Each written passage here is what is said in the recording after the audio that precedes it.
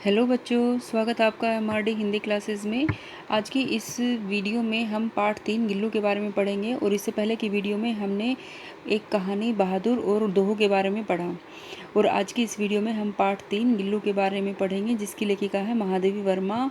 और गिल्लू एक रेखाचित्र है। रेखाचित्र होता है जब अतीत की घटनाओं के बारे में इस तरह से वर्णन किया जाए एक भाषा के माध्यम से, और कि हमें लगे कि अतीत की जो घटनाएं हैं वो हमारी आंखों के सामने उसके चित्र प्रस्तुत होते जा रहे हैं, या वो हमारी घटना हमारी आंखों के सामने होती जा रही है, उसे हम कहते हैं रेखाचित्र। तो गिल्लू क्या है? इसी तरह का एक रेखाचित्र महादेवी वर्मा के द्वारा रचित एक रचना है, रेखाचित्र है, एक गद्य की एक विधा है। ठीक है, तो आज आइए चलो पढ़ते हैं इस वीडियो में हम पार्ट 3 गिल्लू के बारे में। और गिल्लू कौन है? गिल्लू एक गिलहरी है जिसका नामकरण किया है इसमें महादेवी वर्मा ने गिल्लू के नाम से। चलिए पढ़ते हैं। सोन जूही में आज एक पीली कली लगी है। सोन जूही क्या है? एक पौधे का नाम है कि सोन जूही में आज एक पीली कली लगी है। इसे देखकर अनायास ही उस छोटे जीव का स्मरण हो आया जो इस लता की सघन हरितिमा में छिपकर बैठता था। अनायास यानी अचानक से उस छोटे से जीव, छोटा सा जीव कौन सा है? गिल्लू के बारे में ऐसा लगा कि जो इसके में छिपकर बैठ जाता था और फिर मेरे निकट पहुंचते ही कंधे पर कूदकर मुझे चौंका देता था। तब मुझे कली की खोज रहती थी, पर आज उस लघु प्राण की, लघु प्राण होता है वह छोटा सा जीव, कौन? गिलहरी, जिसका नाम था गिल्लू। परंतु वह तो अब तक इस सोन जूही की जड़ में मिट्टी होकर मिल गया होगा, कौन जाने। स्वर्णिम कली के बहाने वही मुझे चौंकाने ऊपर आ गया हो।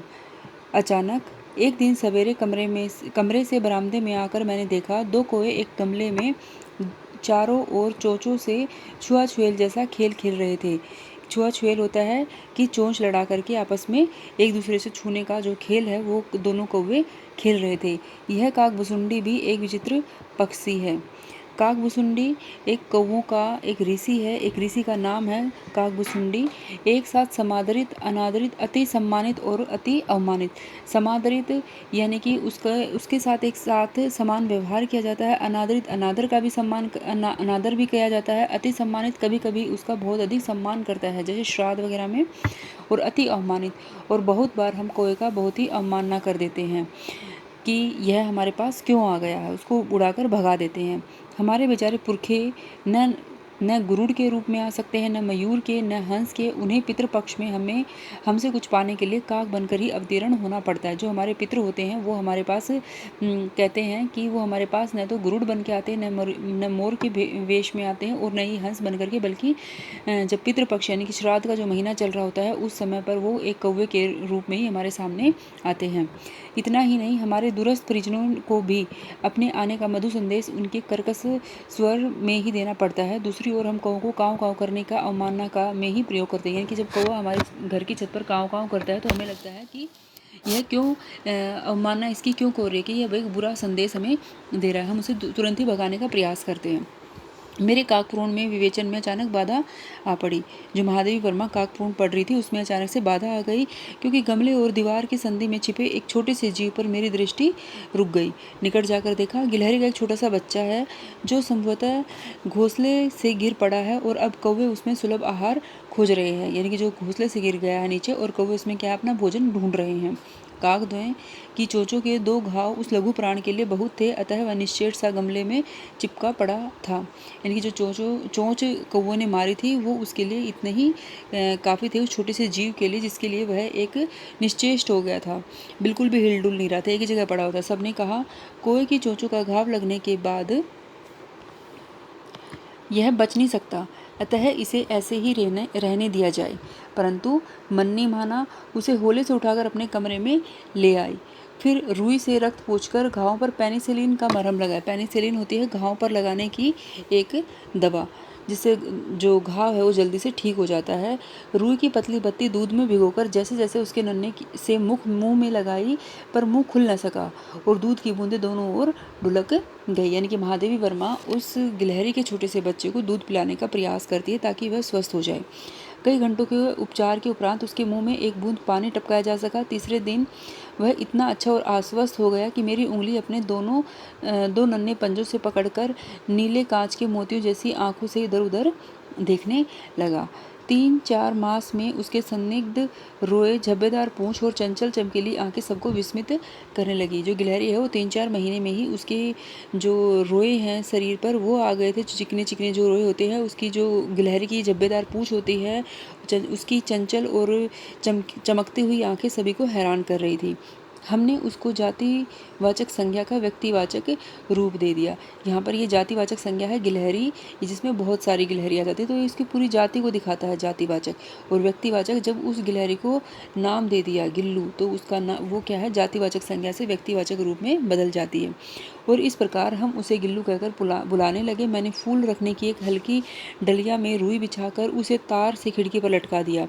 वही 2 वर्ष गिल्लू का घर रहा। वह स्वयं हिलाकर अपने घर में झूलता और अपनी कांच के मनकोसी आंखों के भीतर आंखों से कमरे के भीतर और खिड़की के बाहर न जाने क्या देखता समझता रहता था, परंतु उसकी समझदारी और कार्यकलाप पर सबको आश्चर्य होता था। गिल्लू जो हरकतें करता था, उन्हें देख करके सबको आश्चर्य होता था कि किस तरह से ये समझदारी जैसी हरकतें कर रहा है। उसके कार्य जो हैं वो सबको आश्चर्य में हैरान करने वाले होते थे। जब मैं लिखने बैठती तब अपनी ओर मेरा ध्यान आकर्षित करने की उसे इतनी तीव्र इच्छा होती कि उसके एक अच्छा उपाय खोज निकाला कि जब भी महादेवी वर्मा लिखने के लिए बैठती है तो उसका ध्यान अपनी तरफ आकर्षित करने के लिए गिल्लू कुछ न कुछ करता रहता था। वह मेरे पैर तक आकर सर से पर्दे पर चढ़ जाता और फिर उसी तेज़ी से नीचे उतरता। उसका यह दौड़ने का क्रम तब तक चलता रहता जब तक मैं उसे पकड़ने के लिए न उठती। यानी कि महादेवी वर्मा को देख करके गिल्लू को अपनेपन का एहसास होता और वो उसका ध्यान अपनी तरफ आकर्षित करने के लिए कभी पर्दे पर चढ़ जाता, कभी उतर जाता, और ये हरकतें तब तक वो करता रहता था जब तक महादेवी वर्मा उसे पकड़ने के लिए आगे नहीं बढ़ जाती थी। आगे है, कभी मैं गिल्लू को पकड़कर एक लंबे लिफाफे में इस प्रकार रख देती कि उसके अगले 2 पंजे और सिर के अतिरिक्त सारा लघु गात लिफाफे के भीतर बंद रहता। लघु गात होता है उसका छोटा सा शरीर, उस लिफाफे के अंदर बंद रहता। इस अद्भुत स्थिति में कभी कभी घंटों मेज पर दीवार के सहारे खड़ा रहकर वह अपनी चमकीली आंखों से मेरा क्रियाकलाप देखा करता। भूख लगने पर चिक चिक करके मानो वह मुझे सूचना देता और काजू या बिस्किट मिल जाने पर उस स्थिति में लिफाफे से बाहर आकर पंजों से पकड़कर उसे कुतरता रहता। यानी कि जो गिलहरी है उसका जो फेवरेट फूड होता है वो है काजू और बिस्किट, जिसे महादेवी वर्मा से खाने के लिए देती थी। फिर गिल्लू के जीवन का प्रथम वसंत आया। प्रथम वसंत यानी कि प्रथम ऋतु जो है गिल्लू के जीवन में आई जब वो पहली बार थोड़ा थोड़ा बड़ा हो रहा था। नीम चमेली की गंध मेरे कमरे में होले होले आने लगी।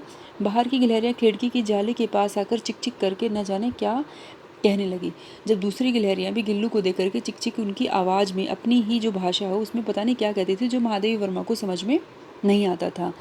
गिल्लू को जाले के पास बैठकर अपने पंख से बाहर झांकते देखकर मुझे लगा कि इसे मुक्त करना आवश्यक है। मैंने कील निकालकर जाली का एक कोना खोल दिया और इस मार्ग से गिल्लू ने बाहर जाने पर सचमुच ही मुक्ति की सांस ली। इतने छोटे से जीव को घर में पले कुत्ते बिल्लियों से बचाना भी एक समस्या ही थी। जब गिल्लू अपने साथ की गिलहरियों को देख करके चिक चिक करके आवाज़ करके देखता था तो महादेवी वर्मा को लगता कि इसे मैं मुक्त कर दूं और ये अपने साथ की गिलहरियों में जा कर के खेले। आवश्यक कागज पत्रों के कारण मेरे बाहर जाने पर कमरा बंद ही रहता था। मेरे कॉलेज से लौटने पर जैसे ही कमरा खोला गया और मैंने भीतर पैर रखा, वैसे ही गिल्लू अपनी जाली के द्वार से भीतर आकर मेरे पैर से सिर और सिर से पैर तक दौड़ लगाने लगा। तब से यह नित्य ही का कर्म हो गया। जब भी महादेवी वर्मा कॉलेज से आती थी तो गिल्लू क्या करता था, जो जाली का एक खिड़की में जाली खोल दी गई थी ताकि गिल्लू बाहर गिलहरियों के पास जा सके। तो महादेवी वर्मा ने क्या किया, जैसे ही महादेवी वर्मा कॉलेज से आती थी तो वह उनके पैर से सिर तक इस तरह से दौड़ लगाता और खुश हो जाता था। जैसे जब कोई जीव हम पालते हैं और जब हम बाहर से आते हैं तो उसे देख करके वो खुश हो जाता है, वैसे ही गिलहरी भी महादेवी वर्मा को जब बाहर काफ़ी देर के बाद आती तो बहुत ही खुश हो जाती थी। मेरे कमरे से बाहर जाने पर वह भी खिड़की की खुली जाली की राह बाहर चला जाता और दिन भर गिलहरियों के झुंड का नेता बना हर डाल पर उछलता कूदता रहता और ठीक 4 बजे वह खिड़की से भीतर आकर अपने झूले में झूलने लगता। मुझे चुकाने की इच्छा उसमें न जाने कब और कैसे उत्पन्न हो गई थी। कभी फूलदान के फूलों में छिप जाता, कभी पर्दे की चुन्नट में, कभी सोन जूही की पत्तियों में। मेरे पास बहुत से पशु पक्षी हैं। मेरे पास का मतलब है यहाँ पर महादेवी वर्मा अपने बारे में बता रही हैं।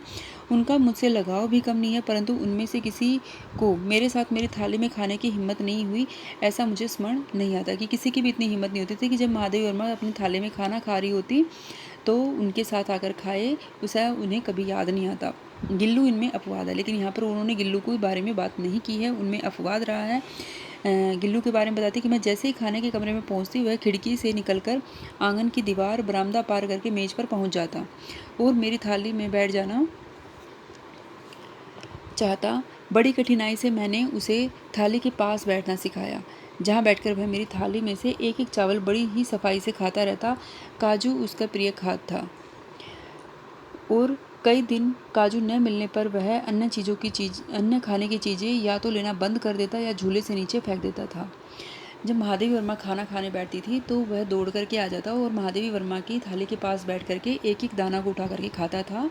और जो काजू है वो उसका सबसे प्रिय खाद्य है, और काजू न मिलने पर वो खाने की चीज़ें या तो लेना बंद कर देता था, झूले से नीचे फेंक देता था।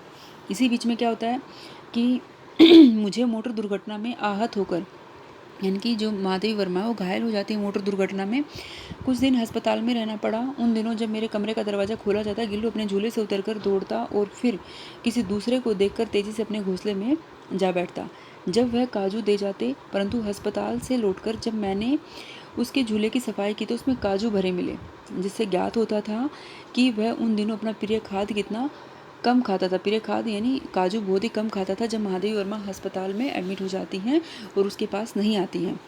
मेरी अस्वस्थता में तकिए पर सिरहाने बैठकर वह अपने नन्हे नन्हे पंजों से मेरे सिर और बालों को इतने होले होले सहलाता रहता है कि उसका हटना एक परिचारिका के हटने के समान लगता था। परिचारिका जब महादेवी वर्मा बीमार थी और उसके सिरहाने पर आकर लेट जाता था और जैसे ही वह वहाँ से हटता तो उसे लेखिका जो है उसे लगता है कि कोई परिचारिका यानी कि जो उसकी सेवा करने वाली जो स्त्री होती है, नर्स है, वो उसके सामने से हट रही है या उसके समान उसे लगता था। आगे है, गर्मियों में जब मैं दोपहर का काम करती तो गिल्लू न बाहर जाता था और न अपने झूले में बैठता। उसने मेरे निकट रहने के साथ गर्मी से बचने का सर्वथा नया उपाय खोज निकाला था। वह मेरे पास रखी सुराही पर लेट जाता और इस प्रकार समीप भी रहता और ठंडक में भी रहता। गिलहरियों के जीवन की अवधि 2 वर्ष से अधिक नहीं होती। यह क्वेश्चन एक एग्ज़ाम में आया था कि गिलहरियों की जीवन अवधि कितने वर्ष की होती है, तो ये ध्यान रखना कि 2 वर्ष से अधिक जो है गिलहरियों का जीवन नहीं होता है। अतः गिल्लू की जीवन यात्रा का अंत आ ही गया। दिन भर उसने न कुछ खाया और न बाहर गया। रात में अंत की यातना में भी वह मेरी उंगली पकड़कर हाथ से चिपक गया और जिसे उसने अपने बचपन की मरणासन स्थिति में पकड़ा था, जिस तरह से उसने जब मरने की स्थिति में पकड़ा था, जब वो कौवों ने उसे घायल कर दिया था, उसी समान अपने जीवन के अंतिम समय भी उन्होंने लेखिका के हाथ को पकड़ लिया था। पंजे इतने ठंडे हो रहे थे कि मैंने जाकर हीटर जलाया और उसे उष्णता देने का प्रयत्न किया, उष्णता यानी गर्मी देने का प्रयास किया। परंतु प्रभात की प्रथम किरण के स्पर्श के साथ ही वह किसी और जीवन में जागने के लिए सो गया। यानी जो गिल्लू है वह किसी और जीवन में मरने के पश्चात कोई और शरीर धारण कर ले, इसलिए वो हमेशा के लिए चला गया। उसका झूला उतार कर रख दिया गया और खिड़की की जाली बंद कर दी गई। परंतु गिलहरियों की नई पीढ़ी जाली के उस पार चिकचिक करती ही रहती है और सोन जूही के बसंत आता ही रहता है। सोन जूही की लता के नीचे गिल्लू की समाधि दी गई है। सोन जूही की जो लता है, पेड़ की जो बेल है, उसके नीचे गिल्लू को समाधि दे दी गई, उसे दबा दिया गया, इसलिए भी कि उसे वह लता सबसे अधिक प्रिय थी, इसलिए भी कि वह उस लघु घात का, किसी वासंती दिन का, जूही के पीताब छोटे फूल में खिल जाने का विश्वास मुझे संतोष देता है कि जब भी सोनजूही पर कोई बेल आती है, कोई फूल आता है, तो महादेवी वर्मा को लगता है कि गिल्लू की दोबारा से याद आ जाती है कि गिल्लू ही उसके जीवन में वापस आ रहा है, उसको याद करती रहती है। और इस तरह से ये जो रेखा चित्र है, ये महादेवी वर्मा के द्वारा रचित गिल्लू रेखा चित्र है, जिसमें उन्होंने गिल्लू के जन्म से लेकर के मृत्यु तक की सभी घटनाओं का इस तरह से चित्र हमारे सामने प्रस्तुत किया है कि जैसे सभी घटनाएं हमारी आंखों के सामने प्रस्तुत हो रही हैं। तो बच्चों, ये थी हमारा पार्ट 3 गिल्लू, एक रेखा चित्र महादेवी वर्मा के द्वारा रचित है। अगर आपको इसमें कुछ डाउट है या कुछ नहीं समझ में आया है तो आप मैसेज के थ्रू मुझसे पूछ सकते हैं, और आगे की जो वीडियो रहेगी उसमें मैं इसके प्रश्न उत्तरों के बारे में चर्चा करूँगी।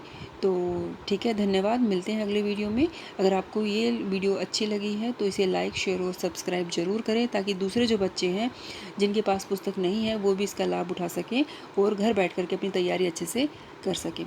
धन्यवाद।